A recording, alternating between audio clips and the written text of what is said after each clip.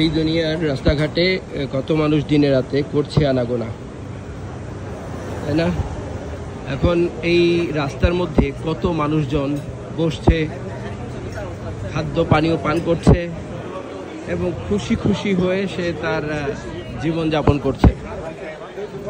এবং এই যে রাস্তার দৃশ্য, এমন রাস্তার দৃশ্য আমার দেশে কবে দেখব?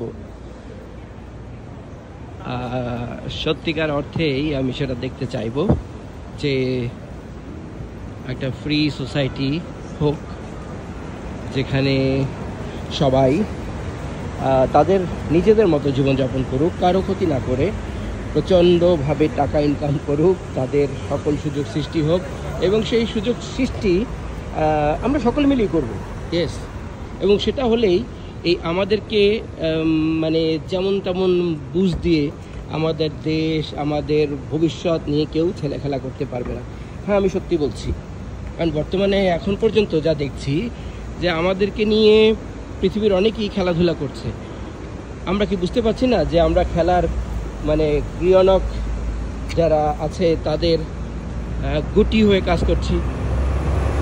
হ্যাঁ, পৃথিবীর একদিকে সম্পদের বিশাল বোঝাই, আর একদিকে আমরা একটু সুযোগের জন্য কত স্যাক্রিফাইসেস আমাদের করতে হয়। Isn't it? আর কতদিন, আর কতকাল এভাবে আমরা করব? আমাদেরও অনেক সম্পদ আছে, মানব সম্পদ আছে, অনেক কিছুই আছে, কিন্তু আমরা কি বুঝি?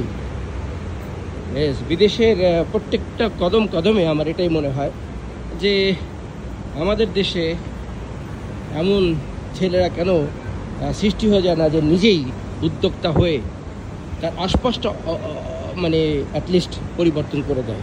এভাবে সবাই উদ্যোগী হয় তাহলে কিন্তু সেদিন খুব একটা বেশি দূরে না, পুরো দেশটা মানে গ্রাম, ইউনিয়ন, মহল্লা, যেটাই বলি না কেন, উপজেলা, জেলা থেকে শুরু করে বিভাগ এবং পুরো রাষ্ট্রটা বদলে যাবে, রাষ্ট্রের চরিত্র বদলে যাবে, স্ট্রাকচার বদলে যাবে। রাইট? হংকংয়ে কী আছে? কিছুই নেই, কিন্তু এখানে খাবার দাবারের কোনো অভাব নেই। কারণ কি? কেনা যাচ্ছে না সারা পৃথিবী থেকে, সেজন্য কি চাই? টঙ্কা। সো না মেনে কোনো শঙ্কা। Let's go ahead. Bye bye.